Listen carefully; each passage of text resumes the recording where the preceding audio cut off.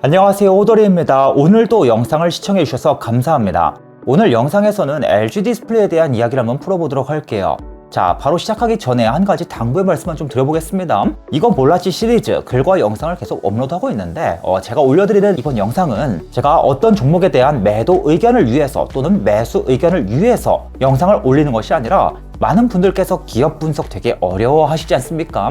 하지만 기업 분석을 되게 좀 쉽게 한번 좀 풀어나가보자, 이러한 의도로 올리는 것이기 때문에 우리가 기업을 공부하는 관점으로 보셔야지 내가 당장 매수 또는 매도의 관점으로 보시면 안 된다는 점 당부의 말씀을 미리 드리고 시작해 보도록 하겠습니다. 자, 여러분의 시간을 아껴드리기 위해서 그럼 바로 한번 시작해 보도록 하겠습니다. LG 디스플레이는요, 오직 디스플레이 패널 만드는 패널 전문 기업입니다. 그래서 이 사업 부문 또한 오직 디스플레이 패널 사업, 단일 사업 부문을 가진 그런 기업이라고 보실 수가 있겠습니다. 보통 우리가 알고 있는 많은 대기업들은 굉장히 여러 가지 사업을 하고 많은 사업 부문을 가지고 있죠. 하지만 LG 디스플레이는 그렇지 않습니다. 디스플레이 산업의 이 기술 흐름이요, 기존에 이제 LCD에서 OLED, 즉 OLED로 계속해서 넘어가고 있죠. 그런데 LG 디스플레이는요, 경쟁사인 삼성 디스플레이와 다르게 아직은 LCD 사업을 함께 영위하고 있어요. 그래서 LG 디스플레이는 매출의 대략 절반이 여전히 LCD 사업에서 나오고 있습니다. 이에 반해서 경쟁사인 삼성 디스플레이 같은 경우에는 근래 OLED 사업에만 전념하면서 수익성에 집중하는 모습을 보여왔습니다. 이에 반해서 LG 디스플레이는 여전히 LCD 사업의 비중을 계속해서 줄여나가는 그런 모습을 보이고 있습니다. LG 디스플레이는 핵심 연구 개발소가 서울 마곡에 위치해 있어요. 삼성 디스플레이보다 월등히 나은 그러한 지리적 조건을 가져 있기 때문에 유능한 인력 유치에 유리한 그런 강점을 가지고 있습니다. 삼성 디스플레이는 연구소가 기흥에 위치해 있고요. 서울 남부권에서 출퇴근 시에 왕복 2시간 이상이 걸리는 그러한 특징을 가지고 있습니다. 그럼에도 불구하고 인서울권 대학의 이 박사급 인력들은요, 아직은 LG 디스플레이보다는 삼성 디스플레이를 선호하는 경향이 보다 강하게 나타나고 있습니다. 10년 전에요, LG 디스플레이에 호황기가 찾아왔었어요. 그래서 이 호황 시기에 LG 디스플레이가 1년 동안 벌어들인 매출액이 무려 30조 원에 달했습니다. 그리고 10년이 지난 2021년에 어느덧 재작년이죠. 이 2021년에 또다시 LG 디스플레이의 최대 호황이 찾아왔습니다. 그리고 LG 디스플레이가 이 호황 시기에 벌어들인 매출액은 또다시 30조 원이었습니다. LG 디스플레이의 12년 전 시가총액은 무려 14조 원에 달했었거든요. 그런데 이제 10년이 지난 현재 시가총액은 대략 4.5조 원입니다. LG 디스플레이의 재무제표를 살펴보면 LG 디스플레이가 보유한 여러 가지 자산들을 우리가 살펴볼 수가 있죠. 그런데 LG 디스플레이가 보유하고 있는 자산 중에 가장 많은 비중을 차지하는 자산은 바로 설비 자산입니다. 그리고 그 다음으로 많은 비중을 차지하고 있는 자산은 바로 건설 중인 설비 자산입니다. LG 디스플레이가요, 2010년부터 2021년까지 11년 동안 총 6번의 배당을 시행했었습니다. 그런데 이 중에서 5번은 배당금이 500원으로 한결같이 동일했었어요. 배당금이 계속해서 500원으로 동결되었던 이유는 LG 디스플레이의 실적이 성장하지 못했었기 때문입니다. LG 디스플레이는요, 이 디스플레이 본업을 살펴보면 호황이 나타나기도 하고, 그리고 이제 불황이 나타나서 어려움을 겪기도 합니다. 그래서 호황과 불황이 반복되는 특징을 가지고 있죠.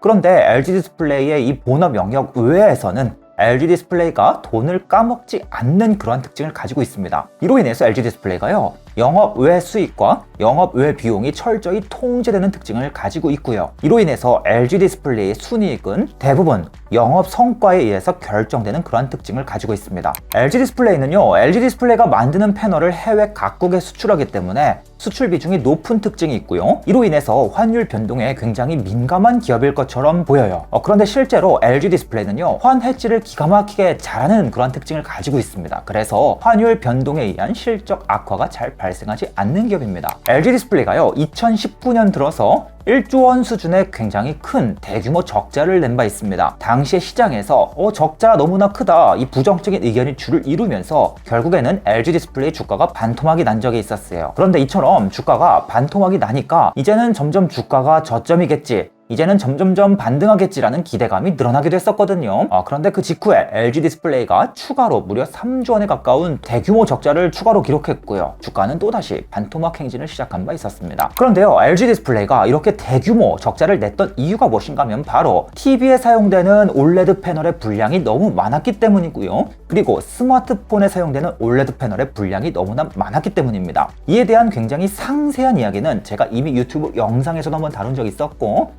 이번 영상 소개글에 있는 링크의 블로그 글에도 굉장히 장문으로 아주 상세한 LG 디스플레이 히스토리에 대해서 남겨드린 적이 있습니다. LG 디스플레이 관심이 조금이라도 있으신 분들은 꼭 해당 글을 참고하시기 바라겠습니다. 그런데 이 당시에요, LG 디스플레이가 만드는 패널에 너무나 많은 분량이 나왔던 이유가 여러 가지가 지목이 됐었거든요.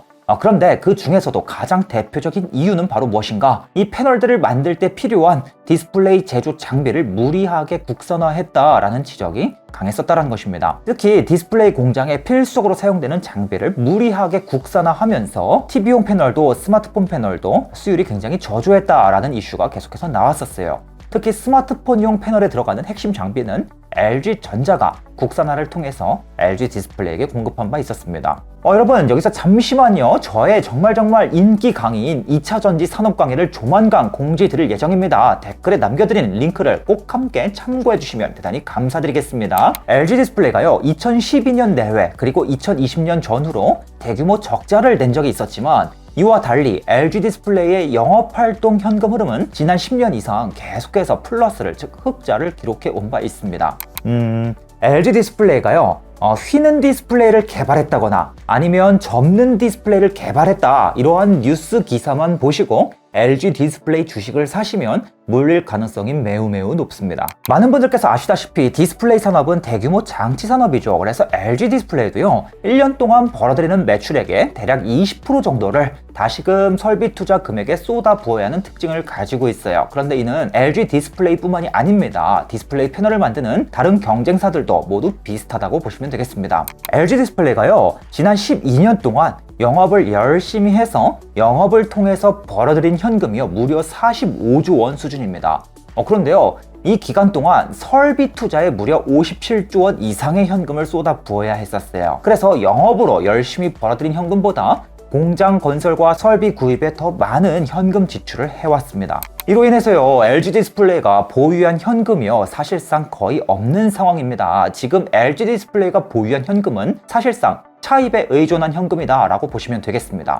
LG 디스플레이는 약 4조 원 내외의 현금을 보유하고 있습니다. 그런데 추후에 갚아야 할 차입금은 무려 12조 원 수준입니다. 많은 분들께서요, OLED가 무조건 LCD보다 좋다라고 잘못 알고 계세요.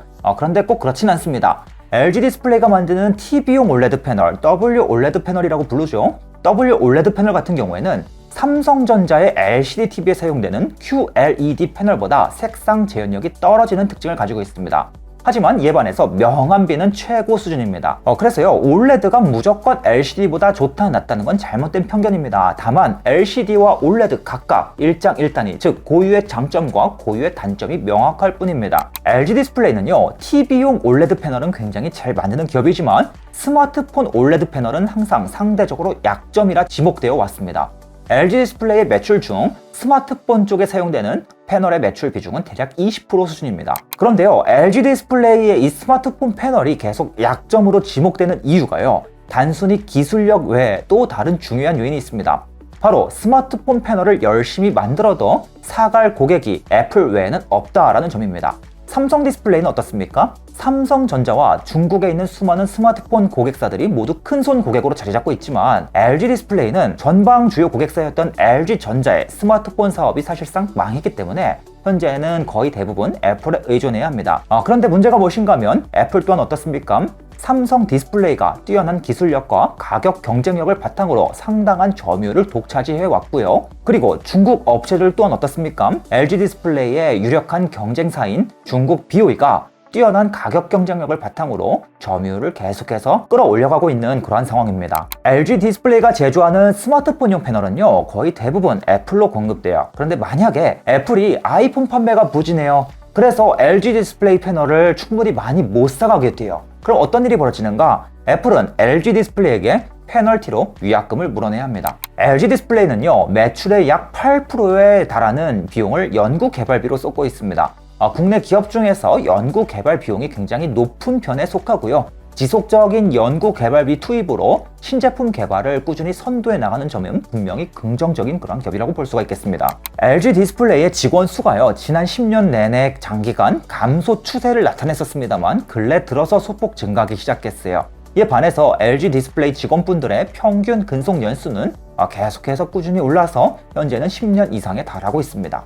LG 디스플레이가 보유하고 있는 재고 자산을 가만히 살펴보면요, 디스플레이 패널을 모두 완성한 뒤에 창고에 보관 중인 디스플레이 완제품 재고자산보다 아직 공장에서 만들어지고 있는 중간 제품 재고자산이 더욱더 많은 비중을 차지하고 있습니다. LG 디스플레이가요, 이 올레드 패널을 만드는 주력 공장을 계속해서 파주 쪽으로 몰아서 지어왔었어요. 그런데 여전히 구미에서도 일부 올레드 패널을 병행해서 생산하고 있습니다. 그 이유가 무엇인가 하면, 만약에 구미에서 올레드 공장을 철수하게 될 경우에는 지역사회의 반발이 너무나 심하기 때문입니다. 구미 공장에서는요, 자동차에 쓰이는 차량용 올레드 패널과 웨어러블 기기에 쓰이는 웨어러블용 올레드 패널을 집중적으로 만들고 있고요. 그리고 구미 공장은 구미 고용 시장에서도 굉장히 큰 역할을 담당하고 있습니다. LG 디스플레이가요, TV용 올레드 패널을 계속해서 중국에서 집중적으로 제조하기를 희망해 왔어요. 그런데 문제가 무엇인가 하면, 올레드는 새로운 기술이잖아요. 그래서 이 올레드라는 첨단 기술이 중국으로 유출될 우려가 크다 보니까 우리나라 정부는 계속해서 반대 입장을 내비쳐 왔었습니다. 이로 인해서 LG 디스플레이는 몇 년 동안 정부랑 힘겨운 싸움을 계속해서 지속하기도 했었거든요. 그런데 결국에는 LG 디스플레이가 정부를 설득하고 결국에 현재 LG 디스플레이의 광저우 공장은 TV용 올레드 패널 핵심 생산 기지가 되었습니다. 그런데요, 최근 들어서 미국과 중국의 패권 전쟁이 굉장히 심해지고 있죠. 이런 가운데 미국이 중국 내에서 올레드 패널 제조 사업에 점점점 이제 규제를 가하게 될 것이다 라는 소문이 돌기 시작한 바 있습니다. LG 디스플레이의 재무제표를 면밀히 들여다보면서 재무 비율을 면밀하게 계산하고 재무 비율을 계속해서 면밀하게 살펴보는 것은 생각보다 의미가 적을 수가 있어요. 왜 그런가 하면, LG 디스플레이는 결국에 실적에 따라서 재무 비율이 크게 뒤바뀌는 그런 경향이 나타나기 때문입니다. 결국에는 우리가 재무제표를 면밀히 살펴보는 것보다도 LG 디스플레이가 영업을 잘 하는 것이 더욱더 중요하다라는 뜻입니다. 자, 이상으로 LG 디스플레이에 대한 이야기를 마치도록 하겠습니다. 다음에는 더 유익한 내용, 더 재밌는 내용, 그리고 또 다른 다양한 기업들을 대상으로 또 한번 이야기를 풀어보도록 하겠습니다. 이번 영상이 조금이라도 도움이 되셨다면 꼭 좋아요와 구독을 부탁드리겠습니다. 이상으로 영상을 마치도록 하겠습니다. 시청해주셔서 감사합니다. 이상으로 호돌이었습니다.